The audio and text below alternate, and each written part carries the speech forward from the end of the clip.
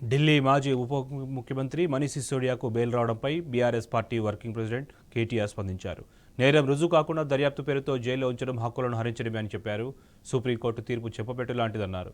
అభియోగాలు మోపి ఎన్నాళ్లు జైల్లో ఉంచుతారు అని ప్రశ్నించారు. కవిత బెయిల్ పిటిషన్ కూడా దాఖలు చేశామని, త్వరలో బెయిల్ వస్తుందన్న ఆశాభావం వ్యక్తం చేశారు కేటీఆర్.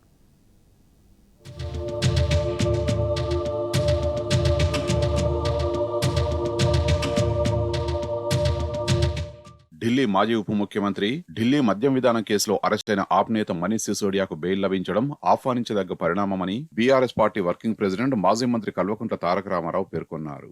17 నెలలుగా మనీష్ సిసోడియా జైల్లో ఉన్నారని, ఇప్పటి వరకు ఆయనపై మోపిన నేరాభియోగాలను దర్యాప్తు సంస్థలు రుజువు చేయలేకపోయాయని అన్నారు. నేరం రుజువు కాకుండా దర్యాప్తు పేరుతో ఏండ్లకు ఏండ్లు వ్యక్తిని జైల్లో పెట్టడం సరికాదని, దర్యాప్తు ప్రక్రియను వేగంగా ముగించి నిర్దోషుల్ని వదిలివేయాలని పేర్కొన్నారు.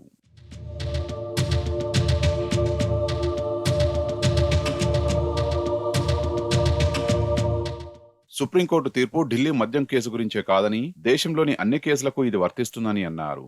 Justice delayed is justice denied అని, ఏండ్లకు ఏండ్లు జైల్లో పెట్టి చివరకు నిర్దోషి అని విడుదల చేస్తే ఉపయోగం ఉండదని పేర్కొన్నారు.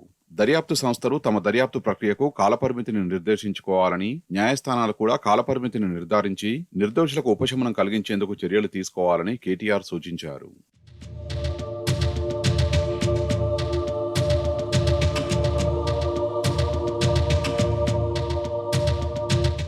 సిసోడియాకు బెయిల్ వచ్చిన నేపథ్యంలో ఇదే కేసులో తన సోదరి ఎమ్మెల్సీ కల్వకుంట్ల కవితకు కూడా బెయిల్ వచ్చే అవకాశం ఉందని కేటీఆర్ ఆశాభావం వ్యక్తం చేశారు. ఢిల్లీ మద్యం కేసులో కవితను అరెస్టు చేయడం కేవలం రాజకీయ ప్రేరేపితమని కేటీఆర్ ఆరోపించారు. కవిత బెయిల్ కోసం సుప్రీంకోర్టులో పిటిషన్ దాఖలు చేశామని, సోమవారం లేదా మంగళవారం ఈ పిటిషన్ను సుప్రీంకోర్టు విచారణకు స్వీకరించే అవకాశం ఉందన్నారు. ఢిల్లీ ముఖ్యమంత్రి కేజ్రీవాల్ కు కూడా త్వరలోనే బెయిల్ వస్తుందని భావిస్తున్నామని, వీరు కూడా అరెస్ట్ అయి సుదీర్ఘకాలం అవుతున్నదని కేటీఆర్ గుర్తు చేశారు.